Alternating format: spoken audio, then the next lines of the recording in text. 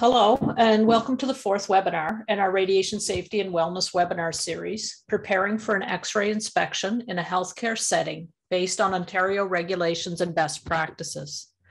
I'm Lynn McDonald, Liaison Scientist with the Radiation Safety Institute of Canada. I will be joined today by Lothar Dohler, Radiation Protection Specialist with Radiation Protection Guy and Consultant with the Institute. Mandel Fraser from Power Yoga West in Prince Edward Island will lead us in our wellness segment beginning at 12:40 Eastern. Our President and CEO, Natalia Moziani, is here with us today in the chat. Let's take a moment to go over the functionality of the Zoom meeting. We ask that during the presentation portion that the audio and video be from the presenters only. We have found that although you can access the audio through the computer or telephone, the quality of sound tends to be better when listening from a computer. If you have questions arriving from the content, please type them directly into the chat. As the webinar is only 40 minutes in length and is immediately followed by our wellness session, time may not permit for us to answer all of them during the webinar. The answers will be copied to our website, along with a link to the video recording and a copy of the slides. This can be found under Education Webinars. I'll be sending a confirmation of attendance email after the webinar and will include a link to the page with that communication. I will also include the topics covered and the length of time spent in the webinar, as some people have requested this to send to their professional association. Lastly, I have automatic closed captioning enabled in the slide presentation. If they are being blocked by your Zoom controls, you should be able to select a different way to view the webinar in Zoom, which makes them easier to see. We are happy to have with us today Lothar Dohler, Radiation Protection Consultant at Radiation Protection Guy. Mr. Dohler has held positions as a radiation safety professional as an inspector, specialist, and manager.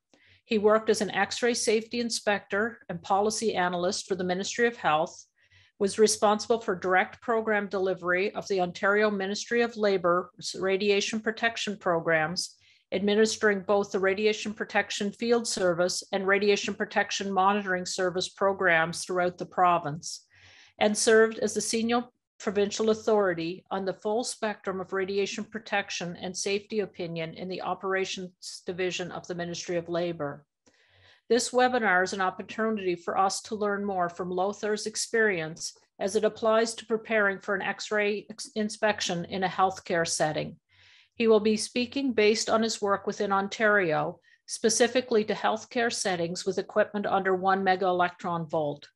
As we have people here today from across Canada and around the world, I will give a short presentation to explain the jurisdictional framework within Canada and more specifically for Ontario. Many of the best practices will apply to any healthcare setting, but it is necessary to follow the regulatory requirements applicable to your workplace. The presentation will be followed by an interview with Mr. Dohler, which will include topics such as facility organization, the role of the radiation protection officer, worker credentials, and the power of inspectors. Lothar will take questions from participants as time permits. As this is part of our ongoing radiation protection and wellness webinar series, the radiation protection portion will be followed by a 20-minute wellness session led by Mandel Fraser of Power Yoga West in Prince Edward Island. X-rays are high-energy electromagnetic waves which can be created when fast-moving electrons slow down or change direction in a material or cause a bound electron to be ejected from its atom. They are a form of ionizing radiation, meaning they have enough energy to remove electrons from their orbitals in atoms or molecules. Along with possible heating and photochemical effects, exposure to ionizing radiation increases the risk of developing cancer. For more information on this, please see our previous webinar, Health Effects of Exposure to Radiation. Because of these possible health effects, the use of ionizing radiation in the workplace is regulated. Ionizing radiation can be emitted naturally from radioactive isotopes or from human-made equipment.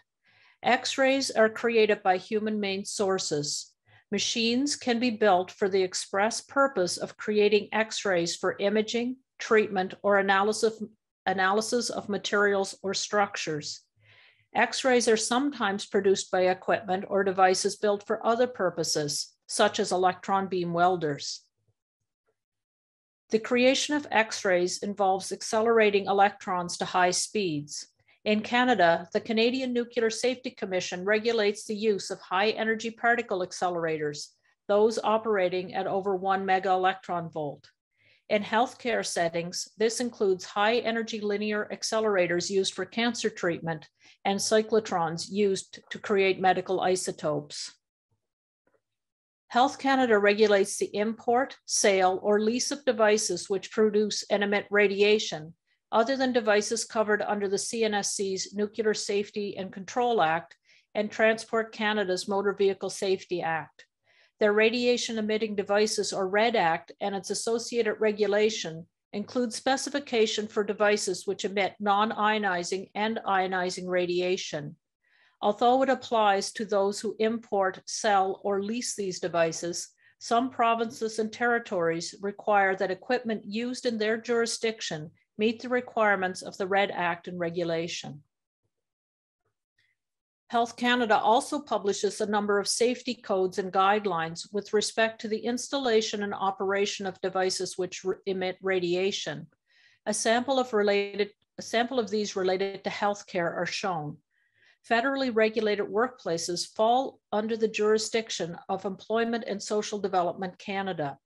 In these workplaces, the use of X-ray equipment operating under 1 mega-electron-volt must follow the Canada Labour Code, Canada Occupational Health and Safety Regulations. These regulations require that relevant Health Canada safety codes be implemented for X-ray devices in federally regulated workplaces. For the use of low energy particle accelerators, those which operate under 1 mega-electron-volt, which are not federally regulated workplaces, jurisdiction falls to the relevant provincial or territorial authority. Each has their own legislation. Some refer to Health Canada safety codes, but others do not. In most provinces and territories, the responsibility for the use of X-ray equipment under their jurisdiction falls to the ministry responsible for occupational health and safety. Ontario is unique in that there are two ministries responsible for such activities. In Ontario, the Ministry of Labour, Training and Skills Development, or MLTSD, is responsible for worker safety as it pertains to X-rays, the details of which are found in Regulation 861 of the Occupational Health and Safety Act. Additionally, under the Healing Arts Radiation Protection Act and Regulation 543, the Ministry of Health in Ontario regulates the use of X-ray equipment, the purpose and function of which is the production of X-rays for the irradiation of a human being for a therapeutic or diagnostic purpose. Therefore, those who work in a healthcare setting in Ontario have responsibilities to two different ministries, the MLTSD and the MOH. As we move to the interview and Q&A with Lothar, we wish to remind everyone that the following conversation does not constitute legal advice. You are responsible to follow the legislation in the jurisdiction in which you work. Rather, today is an opportunity for us to learn from Mr. Dohler's wealth of experience and for him to give us points for consideration and best practices. The conversation has not been vetted and is not being vetted by the MLTSD or MOH of Ontario. We will direct detailed questions or request for comment on specific situations to the relevant jurisdictional ministry. So with that covered, hello Lothar, and thank you so much for being with us today. So I think you're muted. I might have muted you during that. So we'll ask you to unmute. And oh, there we go. So hi, Lothar. Hi, Lynn. Thank you for allowing me to participate in this webinar. No, we're really glad to have you here. Looking at the number of people who have signed up today, I think that there's many people very interested in the topic. So do you mind just taking a moment to outline your past work that relates to the topic of a HARP Act inspection? Sure. I was an X-ray safety inspector for the Ministry of Health. for a period of 7 years. And so I enforced virtually every aspect of the HARP Act and the regulations, starting from review of the registration forms, the plan submission forms. I calculated and verified that the amount of shielding that they proposed was adequate for the installation. I reviewed acceptance tests that are meant for new X-ray machine installations or the installation of used machines. Acceptance tests must follow the radiation emitting devices regulations. And the part 2, the dental, had been updated in 2018. So if your machine was manufactured on or after that date, all the new regulations requirements have to be followed. And that's something that HARP inspectors have to adhere to because it's in their legislation. And so after that, of course, inspection of facilities or audits of facilities, review of their records, ensuring that all operators are qualified, that protective equipment is available.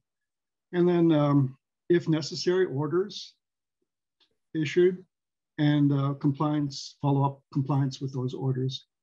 Also authored some actual testing protocols, and we actually trained companies at the time in those protocols and in plan submission protocols. All right. Well, thanks, Lothar. And now you work for Radiation Protection Guy as a consultant. So, and we've included a link in the invite to your LinkedIn page for contact information. So thanks for being here again.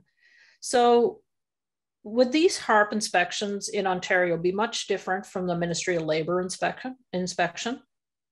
They have a lot of commonalities. The authority and powers of the inspectors are very similar. The Ministry of Labour is different from Ministry of Health because they're required to conduct the inspection in the presence of a health and safety representative, or in the case of a larger company, in the presence of a health and safety management representative and a health and safety worker representative. Back in my day, the Ministry of Health used to make appointments with the actual facility in order not to disrupt patient flow. I don't think that's the case any longer because they've shifted emphasis on auditing rather than testing machines. So there's much less time required for each inspection. Okay. So, course, oh, sorry. Right. And of course, the inspector would ensure that all the requirements of the Act and regulations were complied with. Okay. But the shift on who's doing the testing is a little bit different now. Right. Yeah. So our webinar is about preparing for an inspection of X-ray equipment used for healthcare using the HARP Act as the example legislation. What types of equipment would fall into this category and in what type of facilities? Okay, first you have to ensure that your machine meets the definition of an X-ray machine in the HARP Act. So it has to be electrically powered. Its dedicated purpose and function is the generation of X-rays for human diagnosis or therapy. So if your machine meets that definition, you're under that legislation. And you know, that applies to hospitals, medical and dental, chiropractic and chiropractic facilities, clinics. Right. And for those at universities, if it's a teaching hospital that's teaching those modalities, is that under the HARP Act as well? No, that's kind of a strange exemption because they're not using the machines on humans. They're using them on phantoms. So that falls under Ministry of Labor jurisdiction. There is one more exception. If you're part of a research facility, I remember some people submitting bone mineral densitometer research studies, then you would fall under Ministry of Health as well, because it involves, using them on patients. Okay. And if people were wondering that, they could always check with the ministry to make sure. Sure, definitely. So who can be in charge of an X-ray safety program in one of these facilities, and how are they designated? Okay.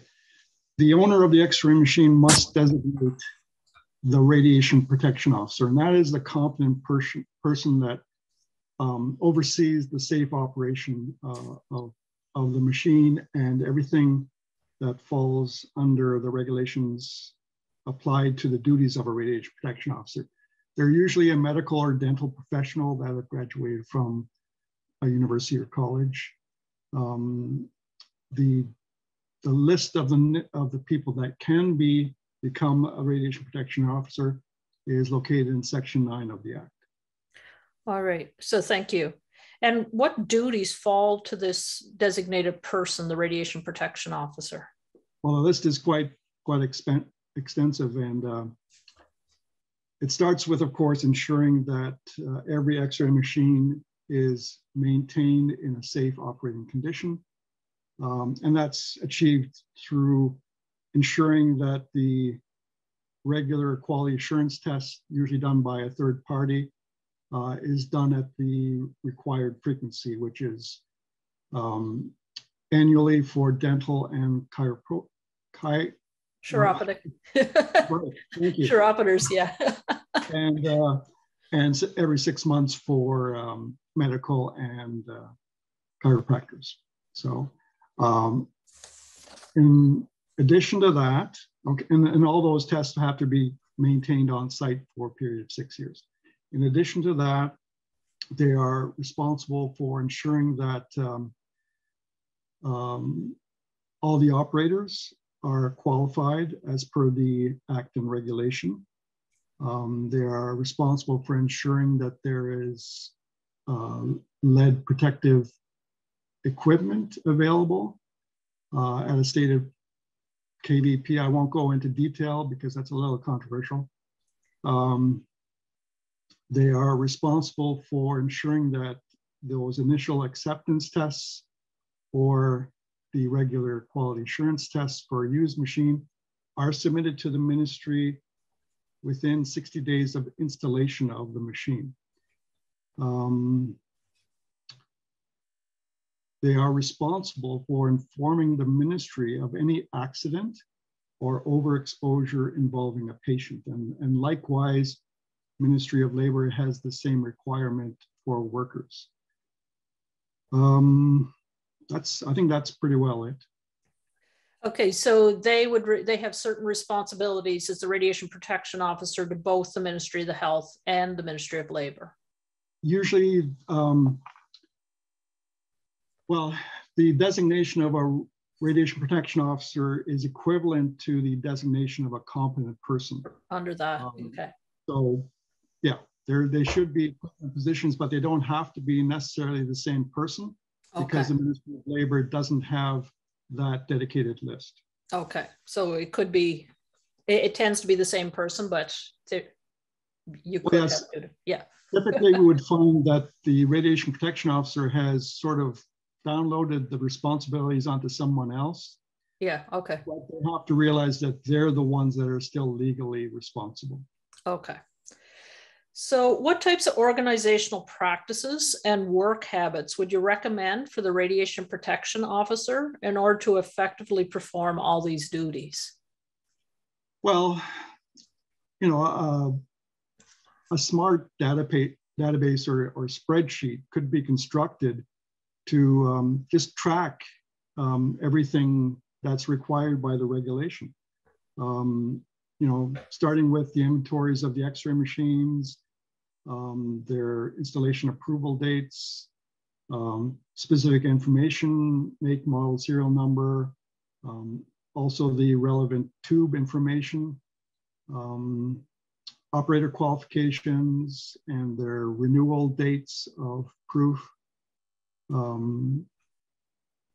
proof of integrity of their protective equipment, sort of the date and the last time it was, checked to be still protective. So with that, so how can the RPO, you mentioned that they should be checking the qualifications of people. So how can they check to see if all the people at a facility are allowed to operate the X-ray equipment? And as a person in charge of the program, how do they keep track of that? Well, again, using some type of smart database or spreadsheet that actually has reminders. Some of the professions like the medical radiation and imaging technologists have to renew their annual membership. And I think that applies to hygienists as well, to dental hygienists. So the database would remind them to check, on such and such a date to make sure that all their qualified operators, which meet the qualifications of the Act and regulations, are up to date, so that when an inspector does drop by, sometimes unexpectedly, that information is available.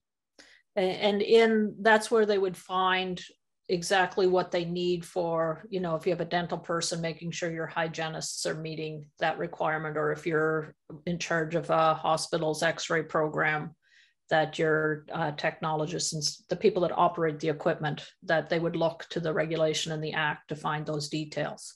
Yes.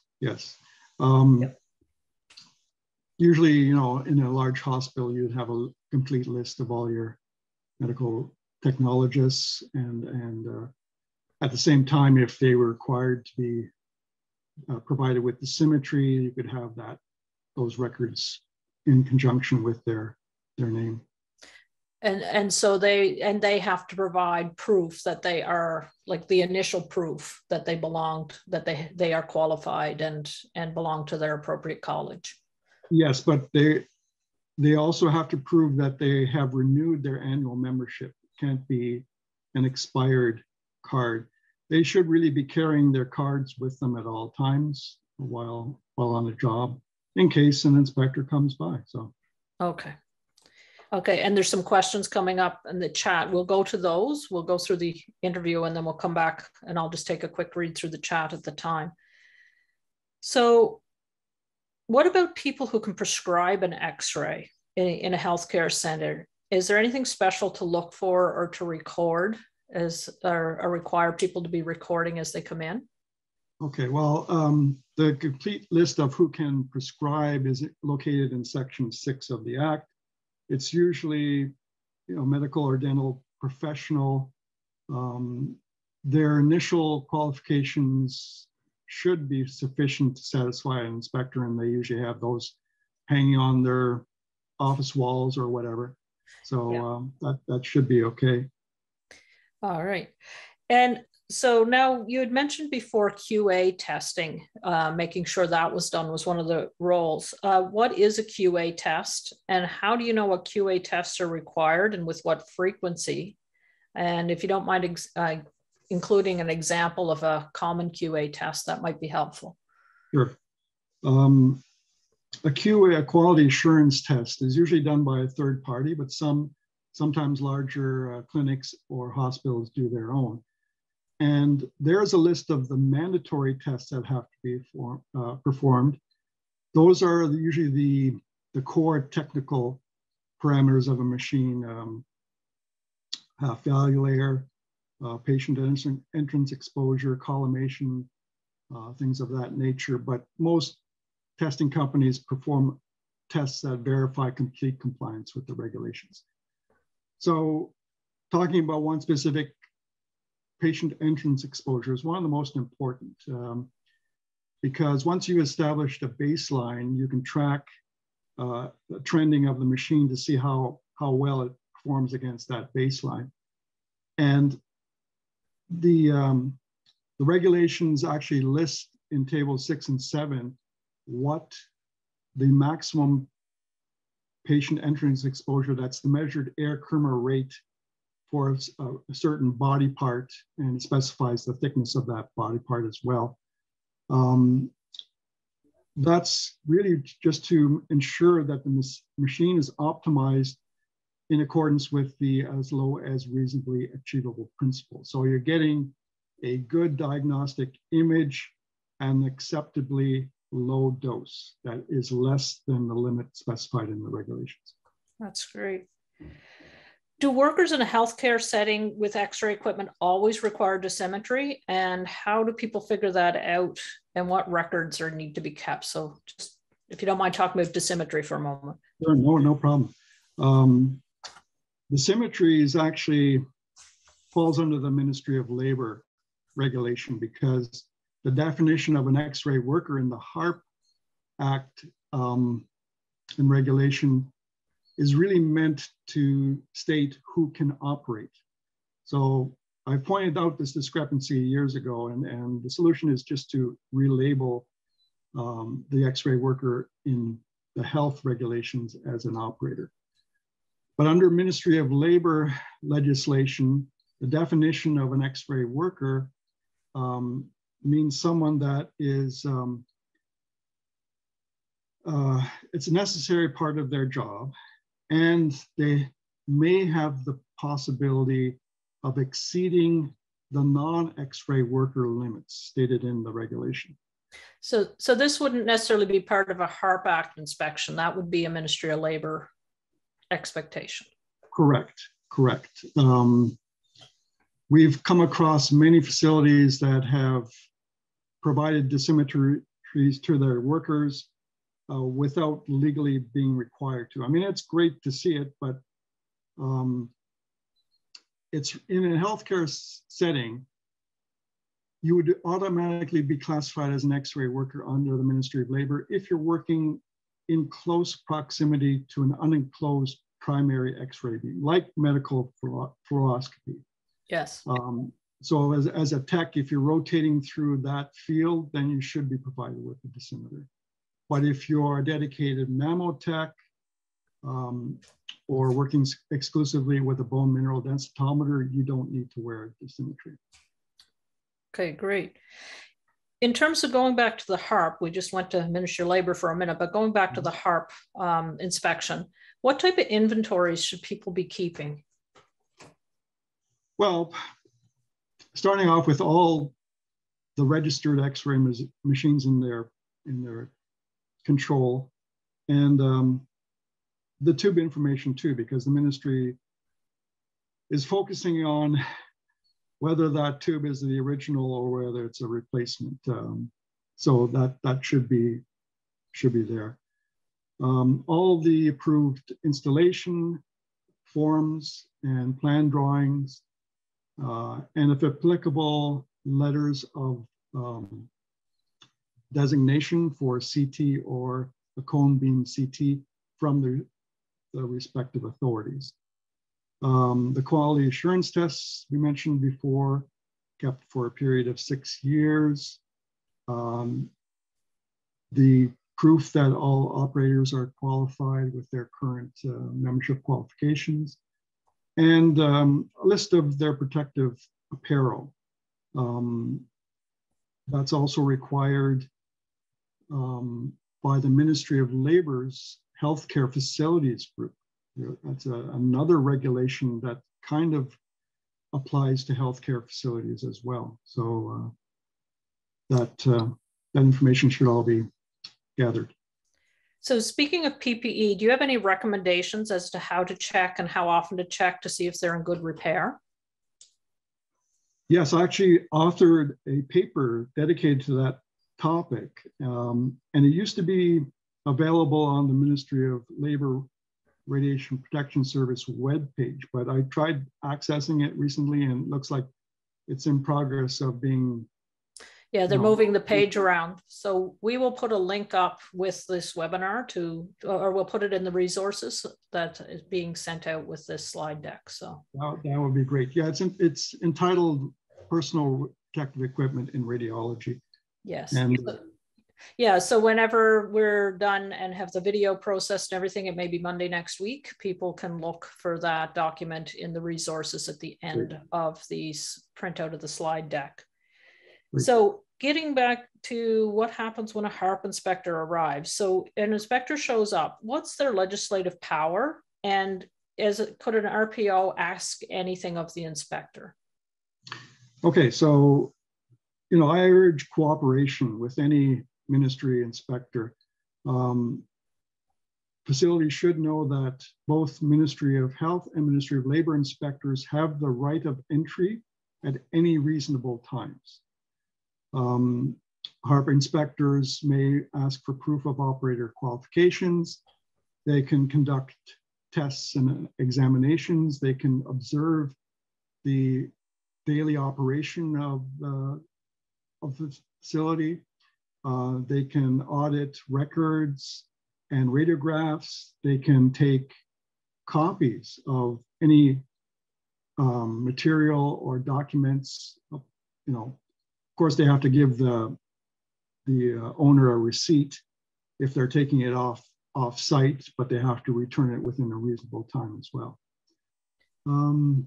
Now, your other question about what an RPO can ask of an inspector, they can ask to see proof of their certificate of appointment to ensure that, this is the real deal. You don't want somebody just showing up and it's not really an inspector, right?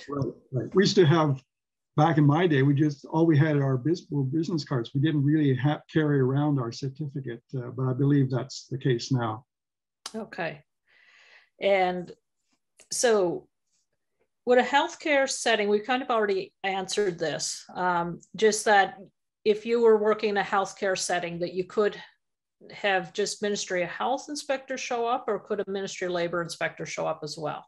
Oh, you could have both. In fact, you could have multiple Ministry of Labor inspectors show up. As I mentioned before, there is a separate healthcare facilities group. Now, the radiation protection officers of the Ministry of Labor have been distributed to different regions. So hopefully they're coordinating with their colleagues and not duplicating certain things. Even though each has their own regulation, there is a bit of overlap. So they could combine an inspection to make it easier on the owners, but they could have individual inspections too. So you could have 2 or 3 inspections every year, because they each have to ensure that the workplace is complying with their respective legislation. So just as we wrap up, and as you're answering this, I'm going to take a look through the chat, and anything I wouldn't be able to write up myself, I'm going to kind of pick out and ask. Do you have any comment about the amendments to the HARP Act regulation coming into effect on July 1st this year? Yes, I'm very happy about this. The outdated Safety Code 20A, is very dated at this point in time, and I'm glad to see that the ministry is looking at Safety Code 35. And Safety Code 35 itself gives you the option of using NCRP 49, which is the original source document that Safety Code 20A was based upon.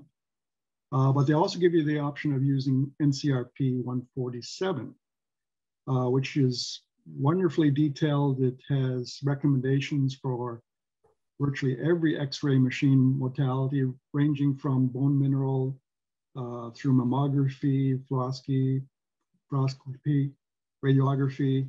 CT is actually very important because it lets you weigh the number of head or whole or abdomen or whole body scans you're doing, so you can optimize your workload. I'm still having a little issue with the P factor. The P factor in HARP regulation, in reference in Safety Code 20A, is the maximum weekly exposure rate permitted. And it should align with other parts of the regulation and with the Ministry of Health limits. Unfortunately, the online version of Safety Code 20A uses the P factors from the updated ICRP 60 or 103 publication, whereas it should be referencing the initial ICRP 26 upon which the HARP regulations intended limits are. Furthermore, to add to the confusion, NCRP 147 has its own recommended P levels, which they entitle the shielding design goals, but it's the same number. And they've come up with, for controlled areas, they've come up with 0.1 milligrade per week, which works out to 5 milligrade per year.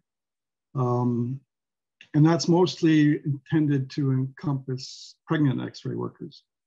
And then their uncontrolled P factor is 0.01 a milligrade per week, which works out to 1 milligrade per year. So that's in line with the new ICRP limits. But so you see a number of different P factors depending on which guidance document people might select. That's right. So. And even though the ministry keeps saying, well, you should be following these this protocol as a mechanism, not as strict standards, I believe most people might consider these written P factors as the standard, which would not be legally correct. Right. So people have to be careful to make sure they follow the regulation, that yes. Whatever they put in place, that it matches the regulation, even if they're using these guidance documents. Correct. Okay. So thanks. Just looking at the time, I know Mandel's here. We went a little over with the interview last time as well, and she was very patient. So I think there's some questions here that would be specific, I think, because they have the opportunity to ask you here. So if you don't mind me just running through the chat, and maybe we'll just take 10 minutes to do a few of these before we move to the wellness portion. Are you okay with that, Lothar? Mm-hmm. Okay, so I think you had said, I don't know if you can see the chat there as well. Craig had asked, can the RPO position be delegated? I think you had said that while the RPO person is responsible, there's other people that can be supportive of the work, that certain tasks can be delegated to other people. Is that correct? That's correct. That's correct. They are still legally responsible, even though in practice that's usually delegated to, someone that has more time to do these coordination types of tasks. Yeah. Yeah. But the RPO has to manage that, right, to make sure it's being done. Zainab had asked how the RPO or MOH inspector ensures the operators of the X-ray modalities are qualified, and we had gone through that it's up to the RPO to make sure that those documents are on file and updated, and should set reminders for that purpose. Some of the questions came in before we hit that part. Alex had asked, do you have any advice on how to interpret the HARP education requirements for a physician to be able to independently operate an X-ray device, and any comment on whether, without proof of that education, if they can assist in MRT in simple operations, for example, pushing a fluoro pedal, etc.? Well, we were quite surprised when we started auditing the curriculum of some of the colleges responsible for teaching medical and dental professionals, in that they were very lacking in the actual list of the educational requirements stated in the regulation. And I believe we took action at the time to improve that situation. That MRT issue is a little controversial, so I won't comment on that. We'll have to contact the ministry to get that's when we'll refer back to the ministry then. Right. Okay, so someone, not a question, but just a note from Francine, thank you. It should be noted that the CMRITO no longer issues membership cards when MRTs renew their membership annually. Employers have a responsibility to periodically review the CMRITO public register to confirm the status of their MRTs. So thank you, Francine. Zainab, are the companies or service providers for QC testing and shielding calculations registered or recognized by the Ministry of Health or other regulatory body? No, there is no such requirement. I know other provinces have that requirement. Shout out to Gary, but Ontario Ministry of Health does not have that requirement. So pretty well anyone that hopefully demonstrates some competence in the subject matter can do these functions. Okay, so are the regulations for updating professional knowledge annually or periodically? I think you can correct me if I'm wrong, that members of the colleges are typically required to do some professional development, a certain amount every year, in order to keep their status, to keep their membership valid. And then when the RPO is making sure that their membership is up to date, it would be with the assumption they'd done this PD. Is that correct? I would agree with you on that regard. Yes. Okay. So, and then in terms of the people like the RPO that we teach courses and have people do our XSO course, and it seems like every 3 to 5 years that there would be an expectation. I don't know if that's defined out. I'd have to go back to the regulations, that exact time frame, but sometimes it's not written out. It's just an expectation. Yeah, there's no frequency required, but yes, it is expected that you keep current and refresh your knowledge. Yeah, so in our experience, both the CNSC for RSOs and for XSOs around the country, that between 3 and 5 years tends to be the expectation for refresher training. Like most other provinces, is the Ministry of Health thinking about changing who registers demonstration X-ray equipment? In most cases, it's the party that has control over the use of the equipment. I don't know if you could speak to that, Lothar, because your work was a few years, I know it was recent, but you're not currently in the MOH. So are they, do you know anything about if they're thinking about that change? I'm sorry, could you repeat that? Is the MOH thinking about changing who registers demonstration X-ray equipment? Oh, demonstration X-ray.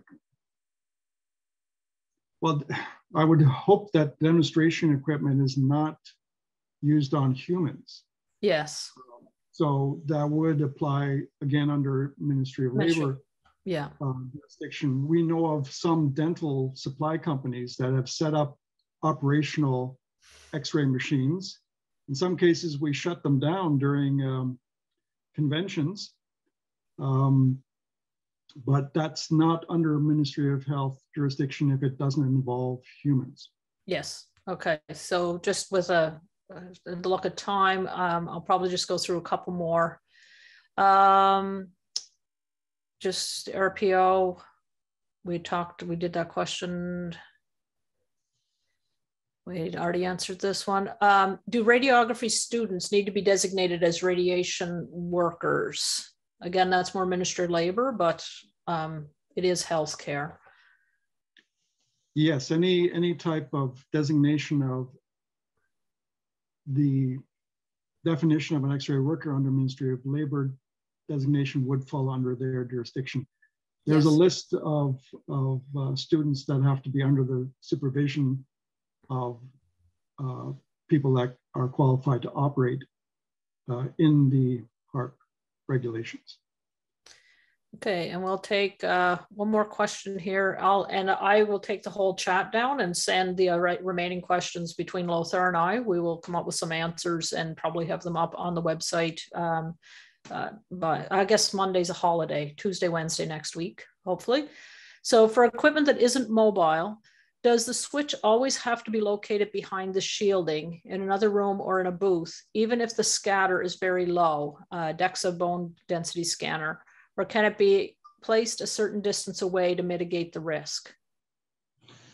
Well, to the letter of the regulation, the exposure switch must be capable of being operated behind a shielded barrier. So I know the scatter from a DEXA is very small, but you have to follow the letter of the law as far as my history went. The Ministry of of Health currently might have a different perspective on that, but so that would be one that that should specifically go back to the Ministry of Health, because it's very a specific question. There is some, degree of, perception there. Yeah.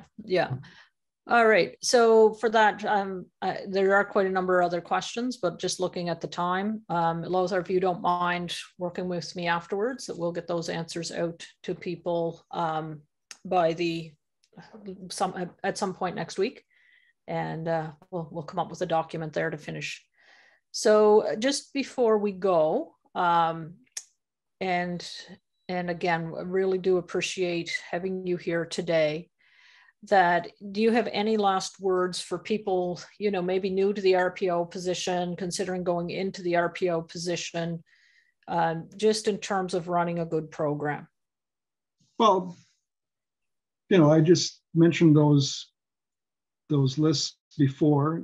Just go through the Act and regulations and just compile everything that is listed under the duties of an RPO. If you're technically coordinated, come up with a really nice database. There might be some commercially available.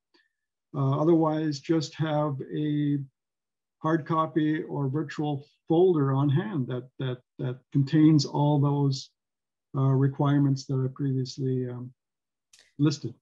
In terms of like with the radiation protection officer, like when I'm teaching RSO training, I often talk to people like it is a managerial position, right? And you have to work with workers and work with people, and to have eyes on the ground. Like, is it similar for your radiation protection officer in terms of personality and getting out of the office and getting to know people, so that if there is something going sideways, people aren't afraid to approach you? Would you say like there's certain personality? Well, yeah, it's certainly desirable. Yeah. We've found in the past some RPOs that managed a variety of different clinics never even went on site. So that can be quite an issue, because then you're going to have orders issued with the responsible person having no idea why they were issued in the first place. So, and the same thing applies to a large hospital where you have different groups and they're each managed by a different director, yet they should all be under the umbrella of one radiation protection officer, unless the hospital has decided to assign that title to the various groups. Right. As long as the ministry is okay with that. So being organized and making sure that you get out and are visible, that you are aware. It's not just the paperwork, but it's the people as well. Those are both helpful. Especially if there are, deficiencies noted by the testing company. Is the radiation protection officer aware of that? And are they aware of any corrective action that has been done? Yeah. So information flow is important. Correct. Very correct.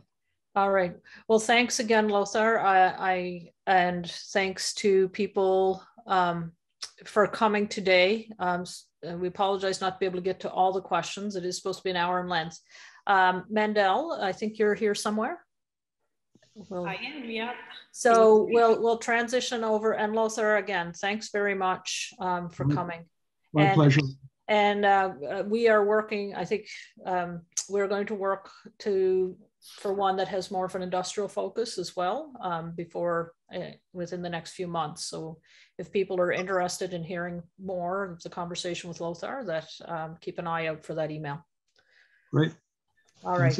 Thanks, and Lothar.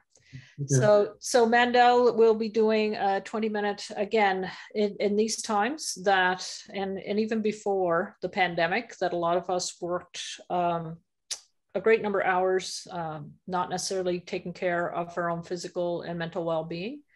So with a mind to our wellness, we'd like to ask if people can stay. We encourage you to stay and take part in the stretching and mindfulness that is going to happen.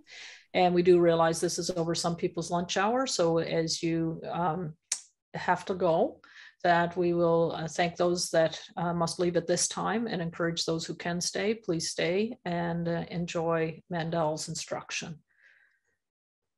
So I'll stop share and I'm going to find Mandel on here and spotlight her for everybody.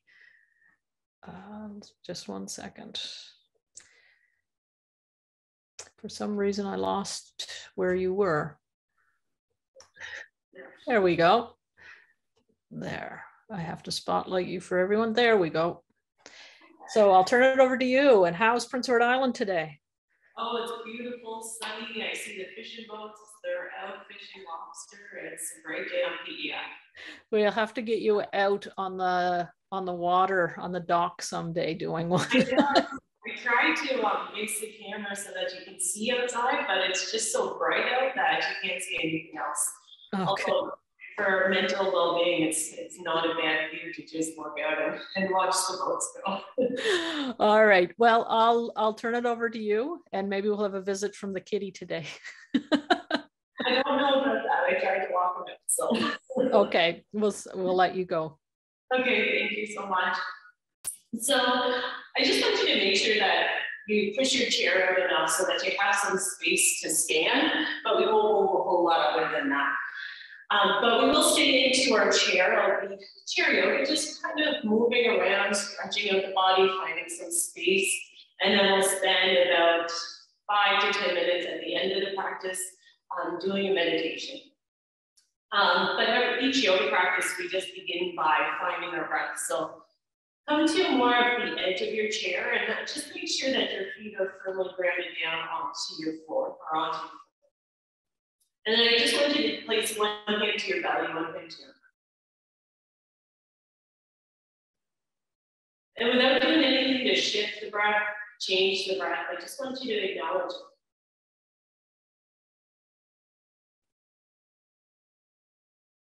Just noticing how it moves into the body and how it moves out.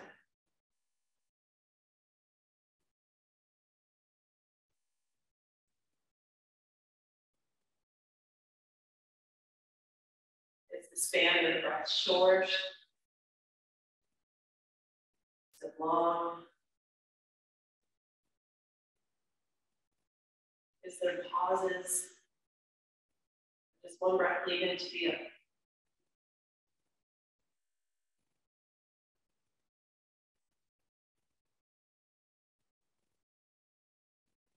And there's really no right or wrong answer there. It's just finding greater awareness. That's all we're looking for.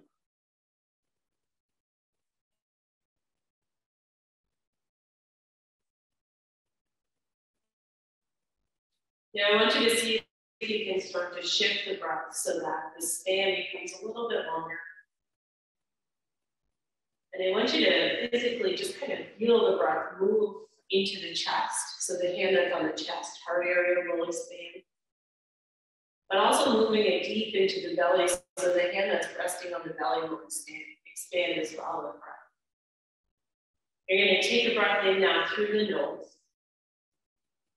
Feel the breath move along into the throat, into the lungs, and pushing it deep into the belly space, feeling that rise on the inhale. Then as you breathe out, moving the breath from the belly, from the lungs, from the back of the throat, and finally through the nostrils.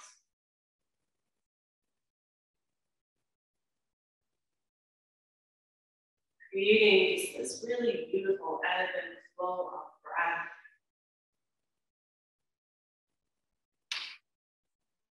You may even notice maybe a shift that's happening. You may feel a little bit more relaxed.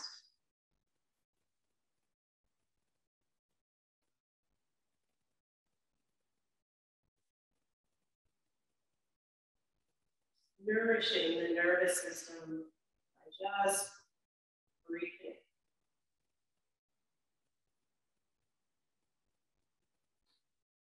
want you to take one more inhale here. One more exhale. Now, as you take your next breath in, you're going to reach your arms up and overhead. As you breathe out, you're going to land your left hand along, whether it's kind of your thigh area or along your chair. You're going to take your right arm, reach it off towards the left side of the room. Now, we're just going to shift around a little bit here. So as you breathe in, you're going to take your pinky finger, you're going to drop it down towards the mat. So it's almost like you're going to drop your chest down a little bit here. Take a breath in. Now, as you breathe out, I want you to draw your elbow back. Take a bend through the elbow. Just kind of lean back a little bit. Feel the front part of the body open. You're going to do that 2 more times. So inhale to reach off towards the left. Drop your pinky finger down. So it's almost like you're dropping your shoulder. And then as you exhale, kind of lean back.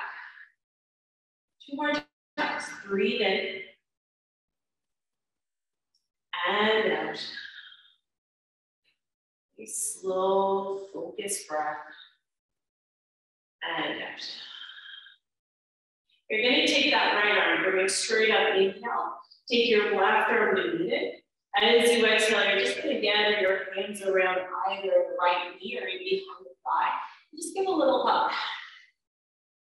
Squeeze knee, thigh area towards belly. Sit nice and tall so spine is long. Take a breath in. Now, as you breathe out, you're going to place your right foot on top of your left thigh. Just allow that right knee to open up. Keep your right foot flexed and take a little bend. We're going to lift back up on the inhale. And then breathe in, exhale. Now, one more time, inhale. Doesn't have to be big movement. So as you exhale, you might be a little relaxed in that bend. Bring yourself back up, right inhale. Gather that right knee back in towards the chest. And then slowly just place that right foot back to the mat or floor. Press into the feet. Inhale, reach your arms up and overhead. We'll switch sides. So now right arm comes down, left arm is going to reach. Now we're going to take left pinky finger, drop it down towards the mat. So you'll just feel this nice little stretch move along the back line of the body. Take an inhale there. As you exhale, you're going to take a bend to the elbow, drop the elbow back, and then just kind of lean back. Do that 3 more times. So inhale, reaching, dropping the pinky finger down. And exhale. 2 more. Breathe in. And exhale. Last one. And breathe out. Good. Left arm is going to come straight up. Along with the right, take an inhale. As you exhale, you're going to gather your left knee in towards your chest this time. And either wrap the hands around the knee or maybe from the thigh, give a little squeeze there. Continue to sit tall. Take a breath in. As you breathe out, you're going to place your left foot on top of your right thigh. That knee starts to open up. Again, it can be a little or a lot, depending on hip flexibility. Sit tall, take a deep breath in. And then as you breathe out, you're just going to start to lean forward. And same thing, it might be a lot, depending on how flexible the hips are, or maybe just a little touch. We're going to lift back up, inhale. Breathe in, exhale. One more time, inhale. And then bend, exhale. Come back up, inhale. Once again, gather that knee in towards the chest. And then you'll place your foot onto the mat. Take your right foot, you're just going to kind of lengthen it out, heel comes down to the mat. As you take your next breath in, just kind of widen that left foot out, it'll give you just a bit more space there. As you inhale, lift the arms up. As you exhale, just take your fingertips towards your toes. And then you'll just kind of find a place for your hands to rest, whether it's on the thighs, both thighs, maybe it falls to the inside of that left leg. Just feel a nice little stretch move along the back of the right leg. Breathe in. And relax, breathe out. Do that one more time, inhale. See if you can relax a little bit more, exhale. Take your time as you come back up. Straight spine. Take a bend back into that right knee. You're going to press into the feet, just get a little lighter onto the seat bones. Take an inhale breath, reach your arms up and overhead. Now, as you exhale, you're going to press to stand. So you're going to stand up tall. As you press to stand, take your arms, reach them in behind. Take an inhale, you're going to lift your arms up, stretch out nice and tall. As you exhale, take your arms along the sides of the body and just sit back into your chair. Second side, we're going to take left leg up long. You're going to take your heel into the floor.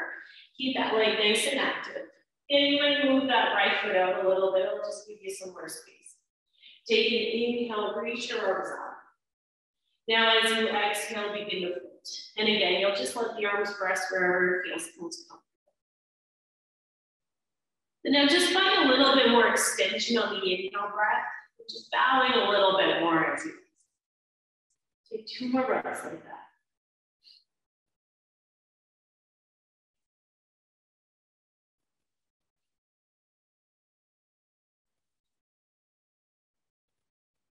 On your next inhale breath, you're going to lift back up. Take a bend into that left knee. Take an inhale breath, reach the arms up, press into the feet. As you exhale, you're going to lift your seat bones up to stand tall. Take your arms, reach them in behind, extend the legs. Arms come straight up and overhead, breathe in. As you breathe out, take your arms along the sides of the body, come back. Good, once seated, take an inhale breath, reach your arms up and overhead. This time, hands are going to land on heart center. Feet are about a distance apart. Just begin to lean forward. You're going to take your right elbow to the inside of right thigh. So I want you to feel your thigh push into your elbow. And then I want you to feel your elbow push back into the thigh, and that's going to create a little twist there. Press the hands firmly into one another. Keep that left arm nice and active, so elbow lifting up. Now I'm going to give you the opportunity to stay right here, or if you want to come a little bit deeper, you'll take your right hand down towards your right toes, and left hand is going to lift.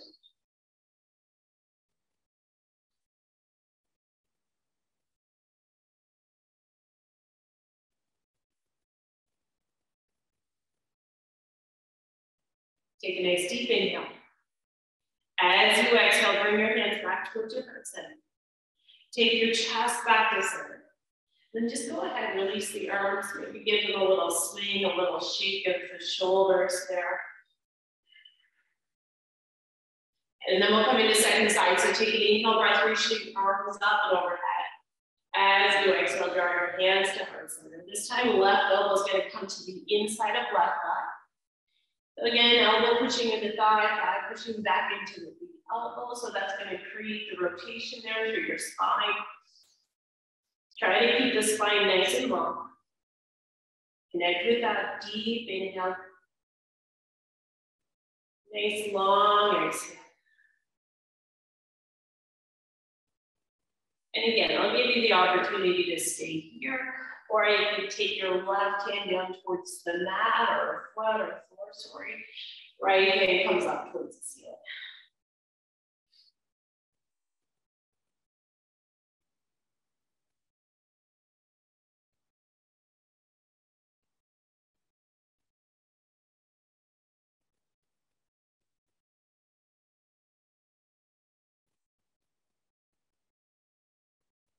Good, nice deep inhale. As you exhale, bring your hands back towards your heart center. Take your chest back to neutral. Nice, take an inhale, reach your arms up and overhead. Now as you exhale, you're just gonna let the upper body droop over your thighs, let your head become heavy as well as your arms.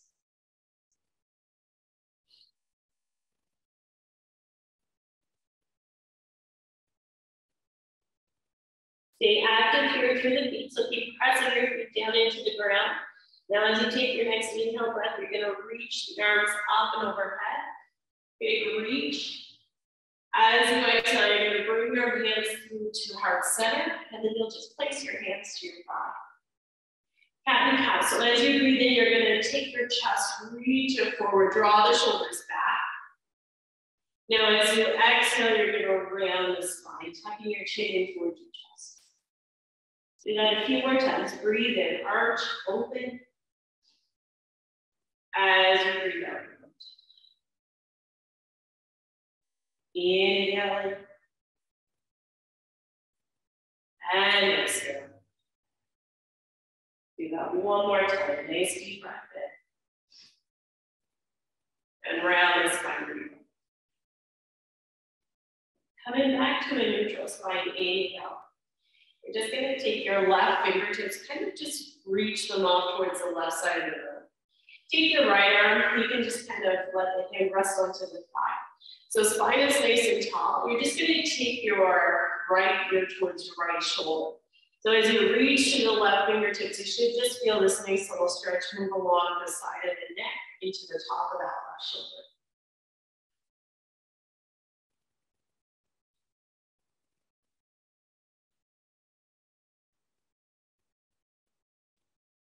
Some good stretches here for if you're sitting at a computer all day.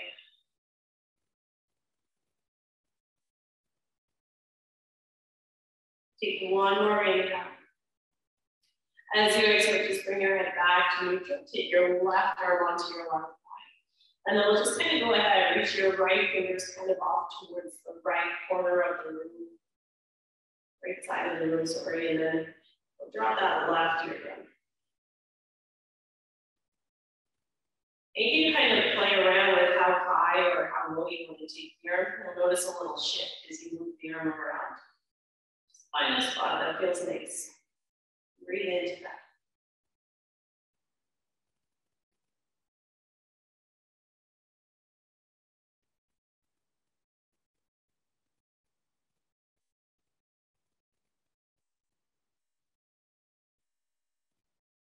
One more inhale. As you exhale, just slowly come back to center with the head. Take your right hand to rest on top of your right thigh. Sit nice and tall, nice and grounded down through your seat bones. Take an inhale. As you exhale, you're just going to take your hands to the back of your chair, just kind of hug anywhere there. And then again, it's just kind of like cow pose. You're going to draw the shoulders back, feeling nice and opening through the front chest area, front of the shoulders. Take a nice deep breath in. As you breathe out, just begin to fold. Eventually, just kind of allowing the head to be heavy there, arms to be heavy.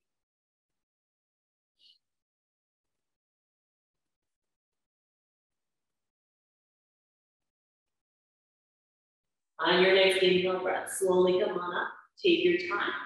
One more time, we're just going to reach your arms up and overhead. Take a nice deep inhale here. Draw your hands to heart center as you exhale. And then just let your hands rest. Get a little bit more comfortable in your chair. So go ahead, lean back if you need to. But keep some awareness of your hands here resting on your thighs.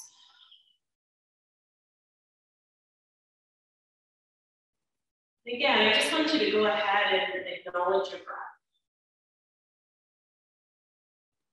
Breathing in. Breathing out. Feeling that sense of being relaxed,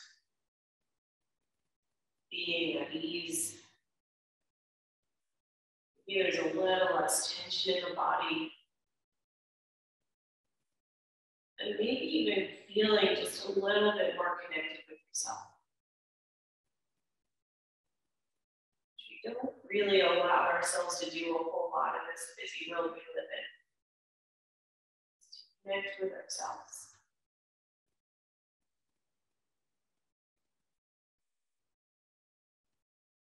So we're just going to deepen that connection by going through a 61-point meditation here.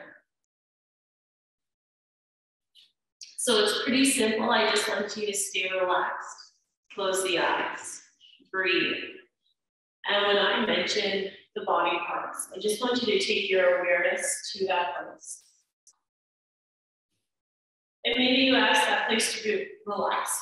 Maybe you just take your awareness there. So take a nice deep breath in. Exhale, empty. We're going to start at the point between the eyebrows.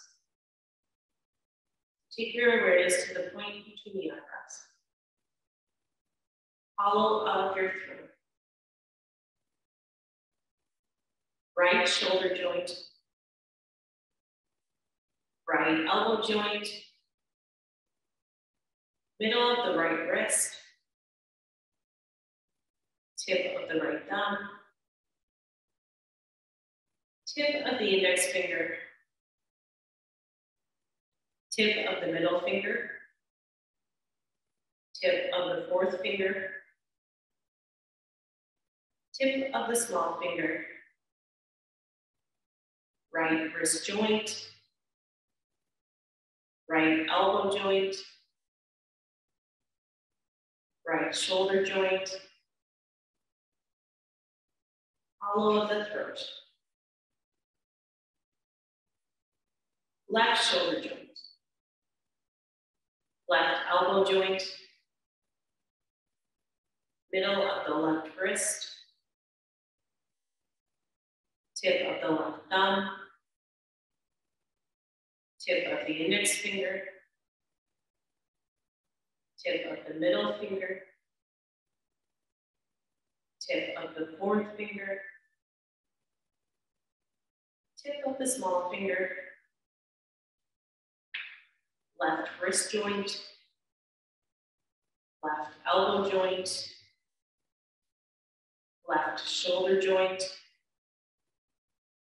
Hollow of the throat. Heart center.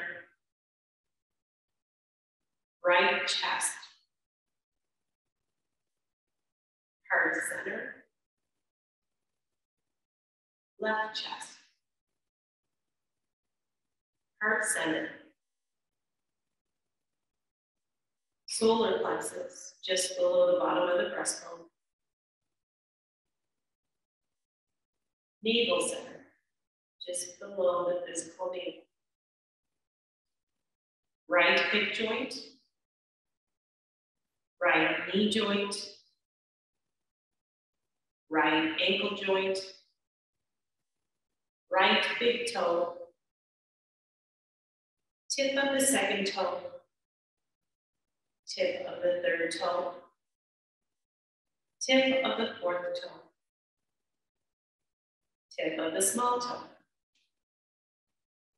Right ankle joint. Right knee joint. Right hip joint. Navel center. Left hip joint. Left knee joint.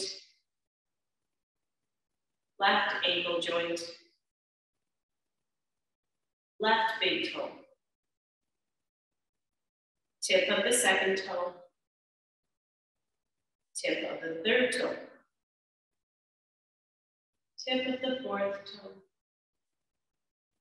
Tip of the small toe. Left ankle joint. Left knee joint. Left hip joint. Navel center. Solar plexus.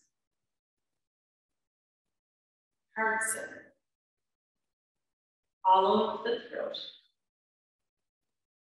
Center between the eyebrows. Now take your awareness to the whole body.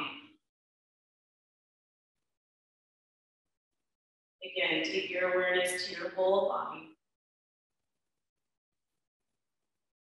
Whole body.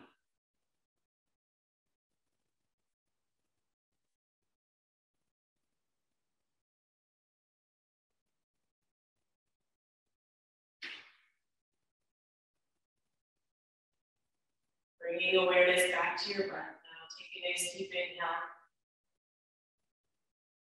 Exhale, just let it out as a sigh. Now one more time, a nice deep breath in. Sigh it out, breathe out. Begin to flutter your eyes open. Begin to find some movement.